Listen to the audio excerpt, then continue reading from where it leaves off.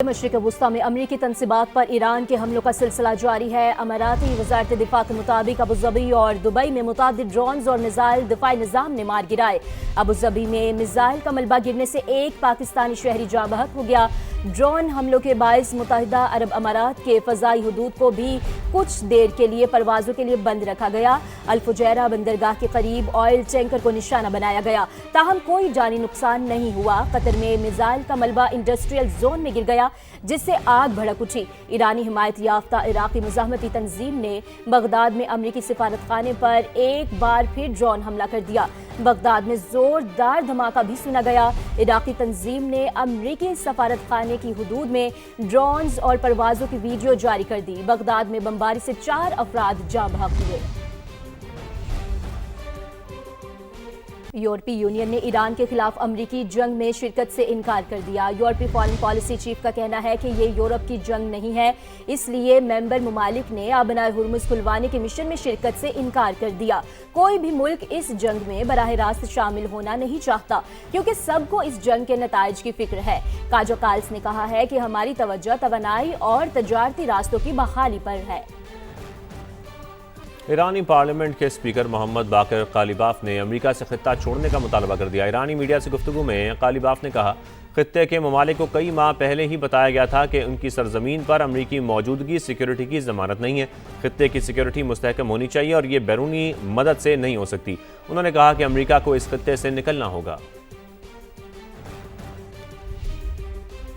اب آپ کو بتائیں گے نائب وزیر اعظم اسحاق ڈار کا آذربائیجان کے وزیر خارجہ سے ٹیلی فونک رابطہ۔ دونوں رہنماؤں کے درمیان خطے کی تازہ ترین صورتحال پر تبادلہ خیال کیا گیا۔ دو طرفہ امور اور باہمی دلچسپی کے معاملات پر بھی گفتگو کی گئی ہے۔ تو اہم ٹیلی فونک رابطہ ہوا ہے یہ نائب وزیر اعظم اسحاق ڈار کا آذربائیجان کے وزیر خارجہ سے، اور دونوں رہنماؤں کے درمیان خطے کی تازہ صورتحال پر تبادلہ خیال بھی کیا گیا۔ ایران سے ہزاروں پاکستانی گوادر اور چاقی کے راستے وطن واپس پہنچ گئے۔ وزیر اعلیٰ بلوچستان سرفراز بگٹی کا سوشل میڈیا ایکس پر پیغام لکھا، 28 فروری سے گزشتہ رات تک 5615 پاکستانی ملک واپس پہنچے۔ 2000 ایرانی ڈرائیور سمیت 431 دیگر غیر ملکی شہریوں نے بھی پاکستان کا رخ کیا۔ ضلع انتظامیہ نے مسافروں کی بہترین انداز میں دیکھ بھال کی۔ سرفراز بگٹی نے کہا کہ بلوچستان حکومت سرحدی کراسنگز پر مسافروں کی سہولت، حفاظت اور آرام کے لیے مستعد ہے۔ اور ابھی آپ کو بتائیں گے قطر میں امریکی تنصیبات پر میزائل اور ڈرون حملہ۔ قطری حکام کے مطابق فورسز نے متعدد میزائل اور ڈرونز مار گرائے ہیں۔ میزائل کا ملبہ گرنے سے انڈسٹریل زون میں آگ بھڑک اٹھی ہے۔ واقعے میں کوئی جانی نقصان نہیں ہوا۔ قطری حکام کی جانب سے اس بات کی تصدیق کر دی گئی ہے کہ قطر میں امریکی تنصیبات پر میزائل اور ڈرونز سے حملہ ہوا ہے۔ قطری فورسز نے متعدد میزائل اور ڈرونز مار گرائے ہیں۔ واقعے میں کوئی جانی نقصان نہیں ہوا ہے، جبکہ میزائل کا ملبہ گرنے سے انڈسٹریل زون میں آگ بھڑک اٹھی ہے۔ متحدہ عرب امارات کے ساحل کے قریب ایک اور آئل ٹینکر پر حملہ کیا گیا ہے۔ الفجیرہ بندرگاہ کے قریب ٹینکر پر پروجیکٹائل گر گیا۔ میری ٹائم ایجنسی کا یہ بتانا ہے کہ حملے کے وقت آئل ٹینکر بحیرہ عمان میں موجود تھا۔ حملے میں ٹینکر کو معمولی نقصان پہنچا، کوئی جانی نقصان نہیں ہوا۔ اب تک خلیج فارس میں 20 آئل ٹینکرز حملوں کی زد میں آ چکے ہیں۔ متحدہ عرب امارات کے ساحل کے قریب ایک اور آئل ٹینکر پر حملہ کیا گیا ہے۔ میری ٹائم ایجنسی کے مطابق الفجیرہ بندرگاہ کے قریب ٹینکر پر پروجیکٹائل گر گیا ہے۔ ڈیموکریٹس نے ایک بار پھر کانگریس کو بریفنگ دینے کا مطالبہ کر دیا ہے۔ امریکی میڈیا کے مطابق ٹرمپ انتظامیہ ایران جنگ پر کانگریس کو بریفنگ دینے سے گریزا ہے۔ روزانہ $1 ارب خرچ کر رہے ہیں۔ کانگریس میں سنجیدہ بحث نہیں ہوئی۔ سینیٹر کاری بیکر کی جانب سے یہ کہا گیا ہے، خفیہ بریفنگ وقت کا ضیاع ہے، وہاں اہم سوالات کے واضح جواب نہیں ملے۔ عوامی سماعتوں کا وعدہ نہ کیا گیا تو ہم سینٹ کو کام نہیں کرنے دیں گے، سینیٹر کرس مرفی کی جانب سے یہ کہا گیا ہے۔ اور امریکی میڈیا نے کہا ہے کہ حکومت کی جانب سے اعلیٰ سطح کی وضاحتیں نہ دینے پر ریپبلکنز کو بھی تشویش ہے۔ فی الحال ایران جنگ کے بارے میں عوامی سماعتوں کا امکان کم ہے۔ خبر یہ ہے کہ ابوظبی میں میزائل کا ملبہ گرنے سے ایک شخص جاں بحق ہو گیا ہے، اور اماراتی حکام کے مطابق جاں بحق ہونے والا شخص پاکستانی شہری تھا۔ اماراتی حکام نے کہا ہے کہ جاں بحق ہونے والا شخص پاکستانی شہری تھا۔ ابوظبی میڈیا آفس کے مطابق اس بات کا واضح طور پر اعلان بھی کر دیا گیا ہے۔ ابوظبی میں میزائل کا ملبہ گرنے سے ایک شخص جاں بحق ہو گیا ہے۔ اور آپ کو بتائیں موجودہ مغربی سرحدی صورتحال کے پیش نظر پنجاب پولیس کے 2 ہفتوں کے دوران لاہور سمیت صوبہ بھر میں 650 انٹیلیجنس بیسڈ آپریشنز 576 افراد کو حراست میں لے لیا گیا۔ ملزمان سے 2.5 کلو سے زائد بارودی مواد، 12 detonators, 4 Kalashnikov, 37 foot safety fuse wire برآمد کر لیے گئے۔ اس حوالے سے تفصیلات جانیں گے نمائندہ سماج جہانگیر خان سے۔ جہانگیر، آپ بتائیے تفصیلاً۔ شاذیب، انٹیلیجنس بیسڈ آپریشنز کے دوران 12,711 افراد سے پوچھ گچھ کی گئی اور اس دوران 576 جرائم پیشہ افراد کی نشاندہی کر کے انہیں حراست میں لیا گیا ہے، جن سے بھاری مقدار میں بارودی مواد، اسلحہ اور خودکش جیکٹس بنانے کا سامان جو ہے وہ بھی قبضے میں لیا گیا ہے۔ اور پولیس کا یہ کہنا ہے کہ گزشتہ 2 ہفتوں کے دوران لاہور سمیت صوبہ بھر میں 9,134 کامبنگ آپریشنز بھی کیے گئے ہیں اور ان کامبنگ آپریشنز کے دوران 3,09,000 سے زائد افراد سے پوچھ گچھ کی گئی اور 1,595 جرائم پیشہ مشتبہ افراد کو حراست میں لیا گیا ہے۔ اور کامبنگ آپریشنز کے دوران جو ہے 5 کلاشنکوف اور جدید اسلحہ بھی ان جرائم پیشہ افراد سے قبضے میں لے کر تفتیش شروع کر دی گئی۔ بہت شکریہ آپ کا جہانگیر۔ دیگر خبروں میں بات کریں گے۔ کراچی سمیت ملک بھر میں مختلف علاقوں میں ڈینگی مچھر کا لاروا بننا شروع ہو گیا ہے۔ قومی ادارے صحت نے ایڈوائزری جاری کر دی، خبردار کیا ہے کہ اگر لاروا تلف کرنے کے فوری اقدامات نہ کیے تو کئی شہروں میں ڈینگی پھیل سکتا ہے۔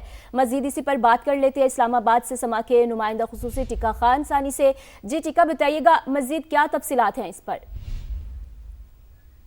جی بالکل، قومی ادارہ صحت نے ڈینگی کا مرض پھیلنے کے حوالے سے خبردار کیا ہے اور وفاقی اور صوبائی حکومتوں کو ہدایت کی ہے کہ وہ پیش کی اقدامات شروع کر دیں۔ اور خاص طور پہ یہ سامنے بات آئی ہے کہ کراچی اور دیگر گرم علاقوں میں ڈینگی کا لاروا موجود ہے۔ یہ ایڈس ایجپٹائی مادہ مچھر اور اسی طرح کا ایک اور مچھر ہے جس کی ذریعے یہ مرض پھیلتا ہے، اور یہ صاف پانی میں شہری علاقوں میں زیادہ تر یہ مچھر جو ہے وہ افزائش پاتا ہے۔ معتدل موسم میں جیسا کہ آج کل ہے اس میں لاروا بننا شروع ہوتا ہے اور اس کے بعد پھر چند ہفتوں بعد یہ مرض جو ہے وہ پھیلنے کا خدشہ ظاہر کیا جا رہا ہے۔ اس حوالے سے قومی ادارہ صحت نے ایڈوائزری بھی جاری کر دی ہے جو تمام محکموں کو بھجوا دی گئی ہے۔ تمام محکموں کو ہدایت کی گئی ہے وفاقی اور صوبائی کہ وہ احتیاطی تدابیر کے حوالے سے پیش کی اقدامات کریں اور خاص طور پہ آئندہ ہفتوں میں لوگوں کو ہدایت کریں کہ وہ احتیاطی تدابیر اختیار کریں اور جو پانی کھڑا ہے اس کو خاص طور پہ تلف کرنا شروع کر دیں، اس پہ جو لاروا ہے اس کو مارنا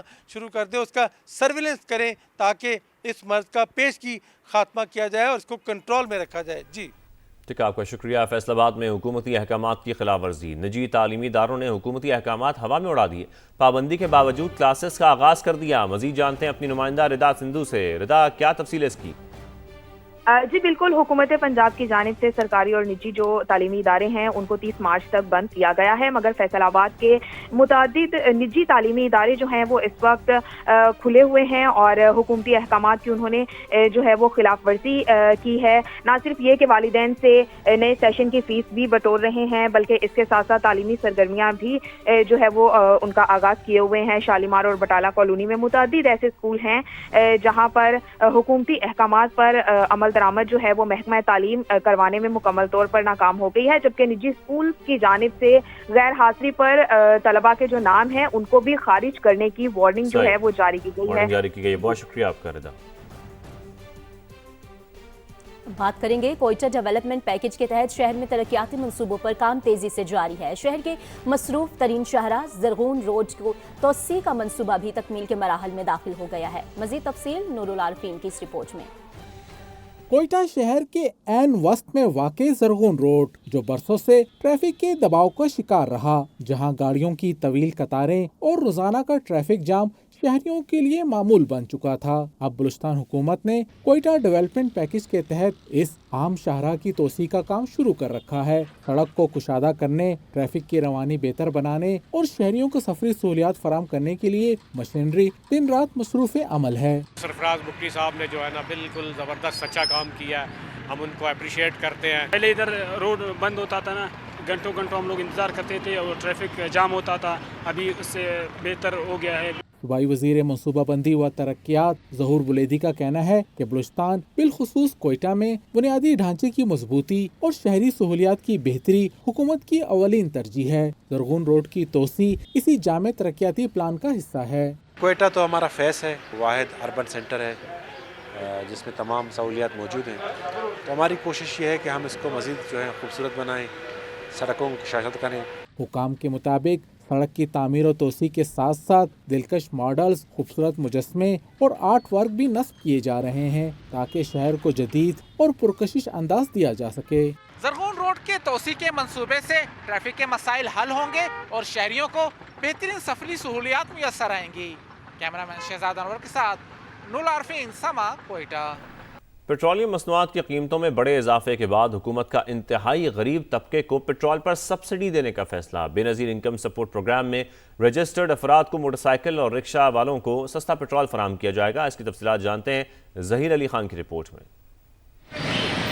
खत्ते गुर्बत से नीचे जिंदगी गुजारने वालों को महंगी पेट्रोलियम मसनूआत के असरात से बचाने का मिशन। हुकूमत ने मुस्तहिक मोटरसाइकिल और रिक्शा मालकान को सब्सिडी देने का फैसला कर लिया। बेनजीर इनकम सपोर्ट प्रोग्राम में शामिल अफराद को सब्सिडी हुकूमत की तवानाई बचत पॉलिसी से हासिल होने वाली 23 अरब रुपए की रकम से दी जाएगी।